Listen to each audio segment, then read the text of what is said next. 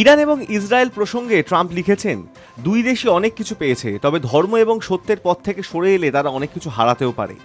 ঘটনাচক্রে ট্রাম্পের এই পোস্টের 2 ঘন্টা আগেই যুদ্ধবিরতি সংক্রান্ত মার্কিন প্রেসিডেন্টের দাবি উড়িয়ে দিয়েছেন ইরানের বিদেশমন্ত্রী আব্বাস আরাগচি। সমাজ মাধ্যমে আরাগচি লেখেন, যুদ্ধবিরতি নিয়ে কোনো সমঝোতাই হয়নি, এই বিষয়ে ইরানের সামরিক বাহিনী পরে চূড়ান্ত সিদ্ধান্ত নেবে। ট্রাম্প ঘোষিত যুদ্ধবিরতি ইরান অস্বীকার করার পরেই মার্কিন প্রেসিডেন্টের এই পোস্ট যথেষ্ট তাৎপর্যপূর্ণ বলেই মনে করা হচ্ছে। ট্রাম্পের দাবি, ইরান এবং ইসরায়েল তার সঙ্গে যোগাযোগ করে বলেছিল তারা শান্তি চায়। মঙ্গলবার সকালে ওই পোস্টে ট্রাম্প লেখেন, আমি জানতাম এটাই সঠিক সময়, বিশ্ব এবং পশ্চিম এশিয়াই আসল জয়ী। আগামী দিনে দুই দেশেই ভীষণ শান্তি, সমৃদ্ধি এবং ভালোবাসা আসবে। তারা অনেক কিছু পেয়েছে, তবে ধর্ম এবং সত্যের পথ থেকে বিচ্যুত হলে অনেক কিছু হারাতেও পারে।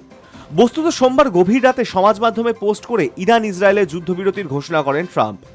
আমেরিকার প্রেসিডেন্ট লিখেছিলেন, এই যুদ্ধবিরতির সিদ্ধান্ত ইরান ও ইসরায়েল দুদেশেই সহমত জানিয়েছে। আগামী 6 ঘন্টার মধ্যেই সম্পূর্ণ সংঘর্ষ বিরতি শুরু হবে। প্রথমে ইরান যুদ্ধবিরতি শুরু করবে এবং তার 12 ঘন্টা পরে ইসরায়েল তা অনুসরণ করবে। 24 ঘন্টা পর দুদেশের মধ্যেই 12 দিনের টানা যুদ্ধ শেষ বলে ঘোষণা করা হবে। Hi news network.